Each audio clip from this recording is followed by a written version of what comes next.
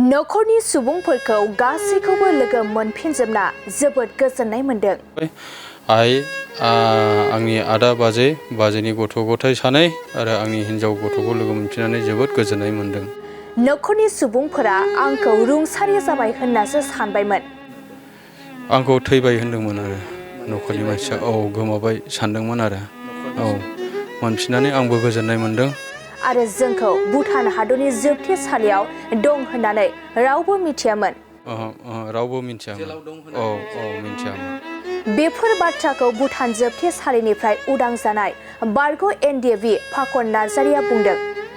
बेनि अनगायैबो बिथां बारग' एनडिएफबि फाखन नार्जारिया गोबां बाथ्रा बुंबावदों दि 3 बोसोरसिम जोबथेसालियाव आखाइ आथिङाव लहाजोंसो खाना दोनोमोन, जायनि जाहोनाव 3 बोसोरसिम जोबथेसालियाव थानाय समाव जानाय लोंनाय आरो उन्दुनायाव गोबां खस्थ' मोनबोदों। जोंखौ लांनायनि थासारिया जाहैबाय लराइ जेलाव दोनदोंमोन। ओमफ्राय बाव एसे दुखा मोनदों जोङो। आखाइयाव हेंकाप गानहोनानै दोनोमोन, ओमफ्राय आथिङाव गावसिनि रावाव बुङो टके लहा गानहोनानै दोनदोंमोन आरो। आरो 4 बोसोर जोबथेसालियाव थानायनि उनाव दादगारिनि सासे फंबायखौ भुटाननि जोबथेसालियाव लोगो मोननायनि उनावसो नखरनि सुबुंफोरजों रायज्लायनो मोनदों। आङो 4 बोसोर थानायनि उनाव सासे दादगारिनि फंबाय केस जानाय दंमोन। दा बे थांनायनि उनाव आङो नाम्बारखौ मोनदों। बिनि उनावसो आंनि हिन्जावजों रायज्लायनो मोनदों आरो नखरनि मानसिजों। गोबाव बोसोर हारिनि थाखाय हाथियार लानानै सोमावसारनानै थांनाय 2016 मायथाइयाव भुटान हादरनि जेलाव माखासे एक्स एनडिएफबिफोरा 8 बोसोर जोबथेनानै दोनजादोंमोन। बिटिआर सरकारनि गोब्राब नाजानायनि गेजेरजों थांनाय 20 सेप्तेम्बराव 7 एक्स एनडिएफबिफोरा भुटान हादरनि जोबथेसालिनिफ्राय उदां जानो हाबाय।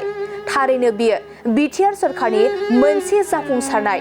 बर' हारिनि थाखाय हाथियार लाना दावहा नांबोनाय 7 दावहारुफोरखौ जोबथेसालिनिफ्राय उदां अखोराङाव लाबोनो हानाया मोनसे जोबोद गोजोनथाव बाथ्रा।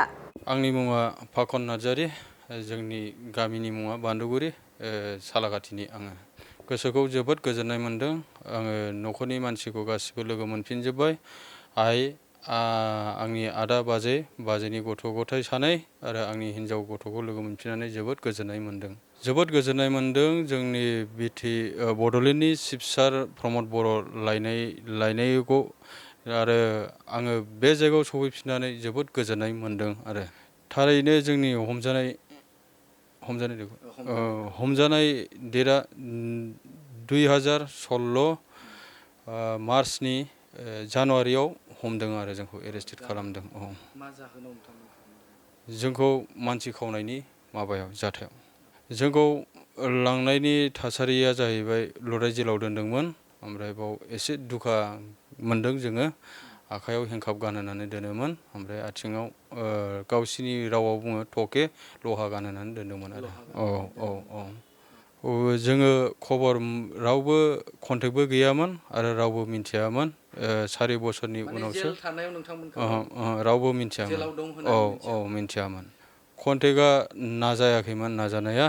ओमफ्राय आङो 4 बोसोर थानायनि उनाव सासे दादगारिनि फंबाय केस जानाय दंमोन। दा बे थांनायनि उनाव आङो नाम्बारखौ मोनदों। बिनि उनावसो आंनि हिन्जावजों रायज्लायनो मोनदों आरो नखरनि मानसिजों। 4 बोसोरा जेबो कन्टेक्ट गैयामोन। आंखौ थैबाय होनदोंमोन आरो नखरनि मानसिया गोमाबाय सानदोंमोन आरो। मोनफिननानै आंबो गोजोननाय मोनदों। आरो हिन्जावजोंल' रायज्लायनो मोनदों 4 बोसोरनि उनाव।